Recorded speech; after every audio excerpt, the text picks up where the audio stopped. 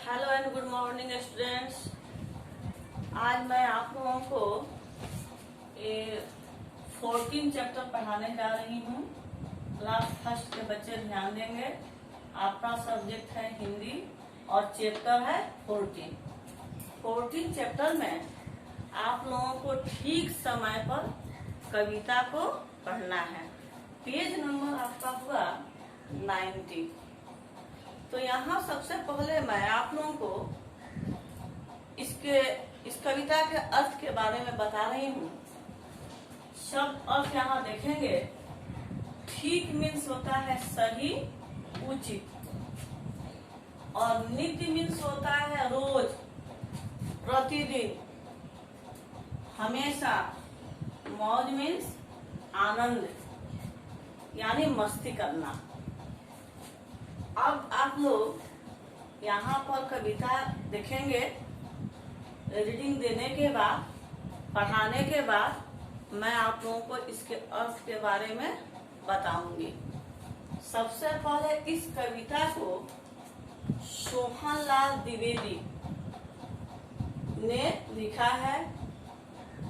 यह कविता उन्हीं के द्वारा रचित है। तो सबसे पहले हम लोग इस कविता को देखें। ठीक समय पर नित्य उठ जाओ, ठीक समय पर चलो नहाओ, ठीक समय पर खाना खाओ और ठीक समय पर पढ़ने जाओ।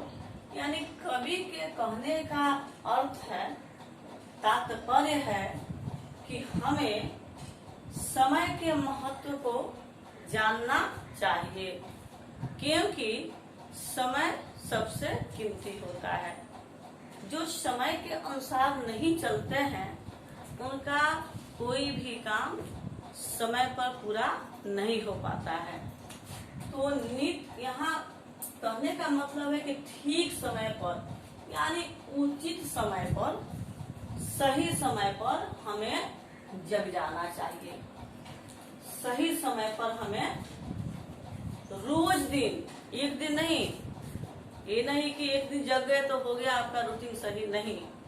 प्रतिदिन हमें सही समय पर जगना चाहिए और सही समय पर ही स्नान भी करना चाहिए। फिर यहाँ ठीक समय पर हमें भोजन भी करना चाहिए और ठीक समय पर हमें पढ़ने भी जाना चाहिए। अगर आपके खाने का टाइम 8 बजे नाश्ता करने का टाइम है, आप 12 बजे नाश्ता करते हैं, तो ये उचित समय नहीं हुआ। तो हर काम अगर समय पर किया जाए तो वह काम सही ढंग से हो जाएगा। फिर यहाँ ठीक समय पर मौज उड़ाओ, ठीक समय पर गाना गाओ, ठीक समय पर सब कर पाओ तो तुम बहुत बड़े कहलाओ। कवि के कहने का तात्पर्य है, यहाँ सोहनलाल द्विवेदी जी कह रहे हैं कि तुम उचित समय पर मौज भी करो, यानी खेलो कूदो, मौज मस्ती भी करो।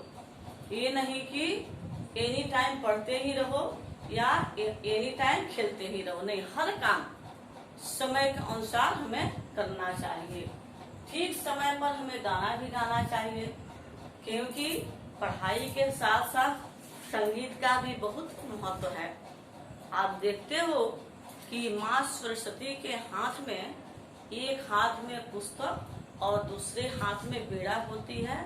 इसका मतलब होता है कि पढ़ाई के साथ साथ हमें गाना भी गाना चाहिए, मौज मस्ती भी करना चाहिए। ठीक समय पर सब कर पाओ तो तुम बहुत बड़े कहलाओ। अगर तुम ठीक समय पर सब कुछ कर पाते हो तो तुम बहुत बड़े कहलाओगे, बहुत अच्छे कहलाओगे, नेक कहलाओगे और तुम्हारा सारा काम उचित समय पर हो जाएगा। तुम्हें किसी भी काम में परेशानी नहीं होगी अगर समय को पकड़ लोगे तब। इसलिए कहा गया है कि समय जो है वह सोना से भी महंगा है। तो बच्चों, ये चैप्टर आपका समाप्त हुआ। मैं उम्मीद करती हूँ कि इसका अर्थ भी आप लोग समझ गए और पीडीएफ के द्वारा इसका अर्थ और प्रश्नोत्तर भी भेजा जाएगा आप लोगों के पास। आप लोग उसके अनुसार अपने फेयर कॉपी को कंप्लीट करेंगे। आपका फर्स्ट एग्जाम बीत गया, बहुत ही अच्छा लगा। आप लोगों ने बहुत ही अच्छा इसे एग्जाम दिया।